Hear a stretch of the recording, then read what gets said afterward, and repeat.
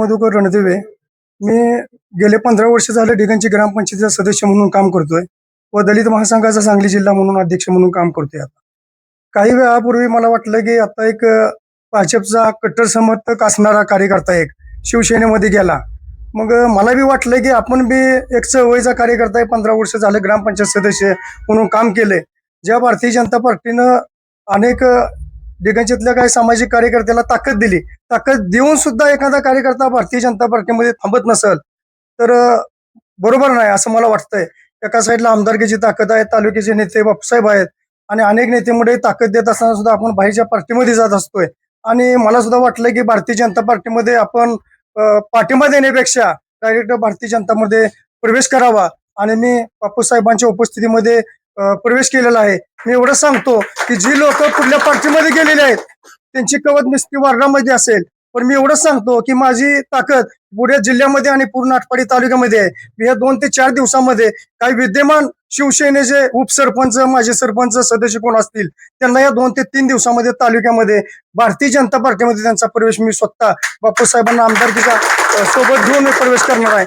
एवढंच बोलतो आणि थांबतो.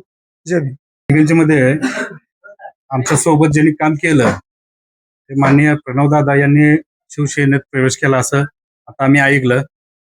पण एवढं सांगतोय तुम्हाला, दादाच्या तोडीला तोड माणूस एक आहे बळवंत रणदिवे. माझे ग्रामपंचायत सदस्य 2दा सदस्य आहेत, ते 3दा झालेत. त्यामुळे त्याच्या तोडीस तोड माणूस भारतीय जनता पार्टीला भेटला आहे. त्यामुळे आम्हाला कुठलीही कमतरता, कुठलाही अडचणीचा काही विषय नाही. आणि बऱ्याच नेत्यांची आता भाषणं ऐकली प्रवेशात. आमच्या डिगंजीचे पण नेते असे बोलत होते की जसं काय विकासाची गंगा डिगंजीत आली. आणि त्यांना नानाविषयी बोलताना असे म्हणले की नानाकडे पैसे आणि नाना तुला 8 दिवसापूर्वी चालते. नाना 8 दिवसापूर्वी बापसाहेब त्यांना चालते शिवसेनेत फायनल उमेदवारीसाठी. आणि नाना इकडे गेल्यावर तुम्हाला पैसा दिसायला लागला असा. म्हणजे त्यांनी, माझं मत आहे की जेडपी गटा बोलण्यापेक्षा डिगंची मध्ये काय चाललंय. आज गावाला 8 दिवस झालं पाणी नाही. इथं कचरा पडतोय, इथं सोसायटीच्या ह्याच्यापाशी तुम्ही स्टँडवर गेला तर वास येतोय. असं वाटतं की कोणतं काय तर मेल्याला टाकलंय काय, ती बघावं, गावचा विकास बघावा. एवढं मोठं झडपी गटा बोलण्यापेक्षा माझं मत आहे गावात काय चाललंय.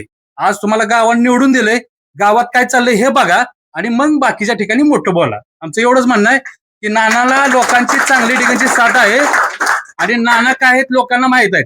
पैसा हा धंद्याचा विषय आहे, ज्याच्या त्याच्या कमवण्याचा विषय आहे. तुम्हाला कमवता येत नसेल, काय होत असेल, हा तुमचा विषय आहे. पण नानांनी कमवले ते कष्टावर कमवलेत. त्यामुळे तुम्ही त्यांची माप काढण्याला लायकीचं नाही, मी एवढं सांगतो. आणि नानाचा विषय हा निश्चित आहे.